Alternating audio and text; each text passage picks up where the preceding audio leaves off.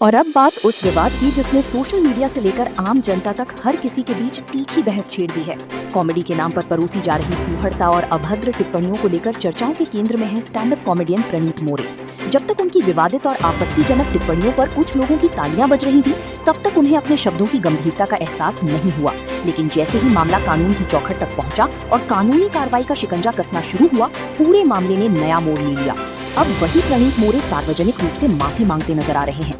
जिस अंदाज में उन्होंने तथाकथित डर्टी टॉक के जरिए सुर्खियां बटोरने की कोशिश की थी, वही दांव अब उन पर भारी पड़ता दिखाई दे रहा है। हालात ऐसे हो गए हैं कि खुद प्रणीत मोरे स्वीकार कर रहे हैं कि उन्होंने लोगों की भावनाओं को आहत किया और वे इस आलोचना की पात्र हैं। सबसे बड़ा सवाल यही है कि क्या ये माफी वास्तविक पछतावे का परिणाम है या फिर कानूनी दबाव और बढ़ते जनाक्रोश का असर। आखिर अभिव्यक्ति की स्वतंत्रता और अश्लीलता के बीच की सीमा कहाँ तय होती है? ये बहस अब पूरे देश में तेज होती जा रही है।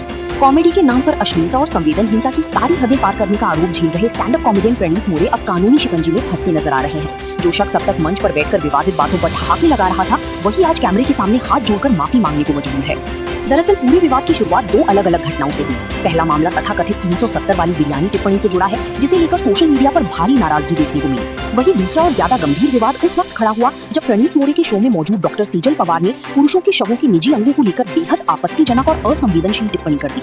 इस टिप्पणी को लेकर लोगों ने सवाल उठाए कि क्या मनोरंजन और कॉमेडी के नाम पर अब मृतकों की गरिमा का भी मजाक बनाया जाएगा।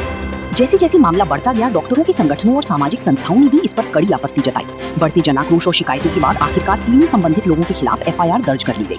अब ये मामला केवल सोशल मीडिया की बहस तक सीमित नहीं रहा, बल्कि कानूनी कार्रवाई के दायरे में पहुंच चुका है। मामले की गंभीरता को देखते हुए राष्ट्रीय महिला आयोग यानी एनसीडब्ल्यू ने भी स्वतः संज्ञान लिया है। आयोग ने प्रणीत मोरे और हिमांशु जांगड़ा को नोटिस जारी कर 22 जून को सुनवाई के लिए तलब किया है। ऐसे में अब सभी की नजरें आयोग की आगामी कार्रवाई और जांच प्रक्रिया पर टिकी हुई है।